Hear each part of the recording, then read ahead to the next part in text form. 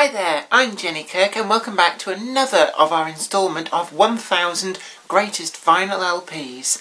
Now, we dealt with my favourite three last time, so a few little bits of housekeeping. Firstly, yes, I know I'm wearing the same outfit, but we filmed these in several videos at a time, so tough. Just gonna have to deal with it. And also, the other important point is I'm not going to be running through these albums alphabetically, because obviously then somebody who's waiting for me to review an album by UFO is going to be waiting an awfully long time.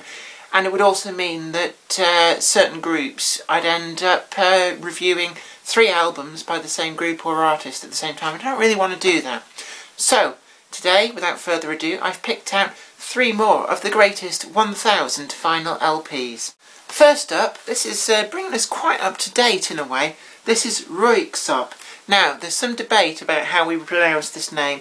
There's an O umlaut there, and I'll call it an umlaut because I was brought up learning German. So to me, 2 dots above a vowel is always an umlaut, even whether you're going to call it a diaeresis or something else. So in my mind, I always pronounce these as per German pronunciation, but they're actually, I think, Norwegian. But for now, unless I know better, Röyksopp is what we're going to call it. And this is the album Junior. This was the 3rd album that they brought out, if you don't include Röyksopp's Big Night Out, which was a live album. I don't particularly count live albums in the sequence of releases. But this is a 2-disc vinyl set. We see the duo here trying to look all sort of chic and nonchalant and 80s with their weird keyboard cum guitar things.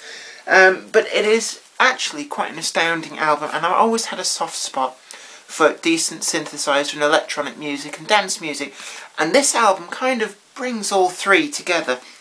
Now, the highlight for me on this album has to be Röyksopp Forever. This is the first track on the first disc, on the first side, so track A1, and this is an awesome track of epic proportions, even brings in a full orchestral sound, and it is something that has to be heard to be believed, and the album really doesn't let go of you from there. It just keeps on giving. And we've got 11 tracks here, 11 tracks of a Scandinavian funky weird goodness electronic style, and it is a very good album.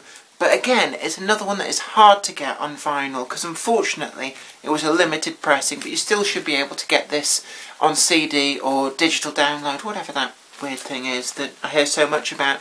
Now, it's interesting actually, this album had a digital download code in it, so you bought the vinyl, but you could get a legitimate downloaded copy of it to listen on your iPod or whatever those weird things are. Now, the second album that I've picked out today, this might be a little bit controversial. Now, I know that this is a group that you either love or you hate. Well, tough for you, I love them. This is The Darkness, a group from Lowestoft, kind of got a bit too big for their boots, but were knocked down a peg or 2.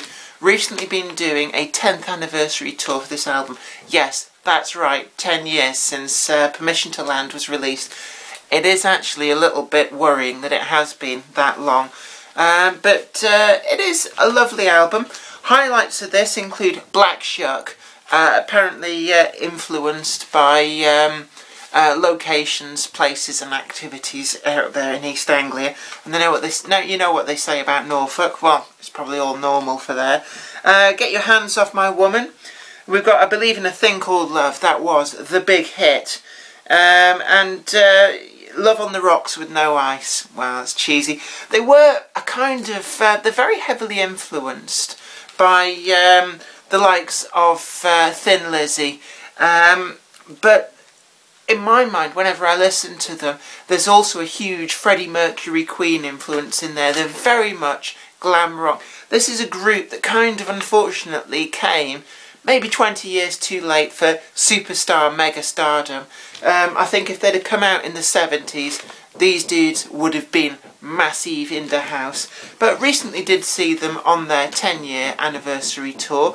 Met them afterwards. They are great blokes. And Dan Hawkins is a bit of a lush actually, but don't tell him that I said that. Now, the 3rd album that I've picked out, we're going back on the rewind, hanging with the kids, 80s power rap style.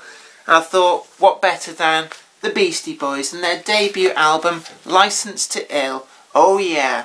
Now, we've got some great tracks on this, and the Beastie Boys, they're kind of always been that kind of slightly out there, you know, never quite fully mainstream group, but they are awesome. And it's I rediscovered these guys comparatively recently when this album was reissued on vinyl, and reissues on vinyl do count because they're on vinyl.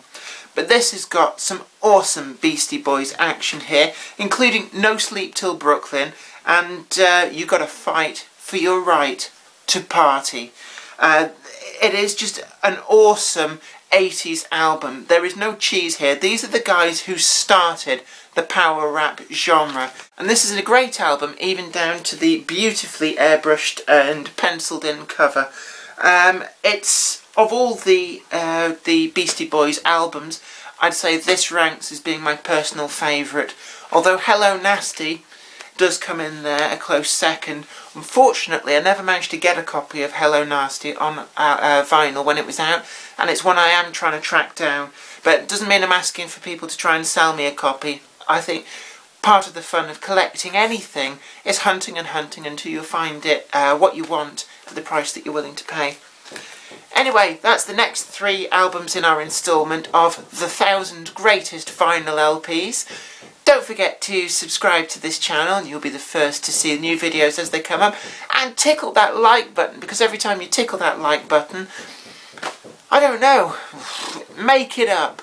Make stuff up and enjoy yourself. No, I've warned you before. Not enjoying yourself like that is dirty. Come on, put it away. It isn't big, it isn't clever, and it's not impressing me much. Which reminds me, we'll probably be looking at a Shania Twain albums in the future, sometime soon. Anyway, you take very good care of yourself, and this is me, Jenny Kirk, saying bye for now. Are we sitting comfortably, children? Then we'll begin.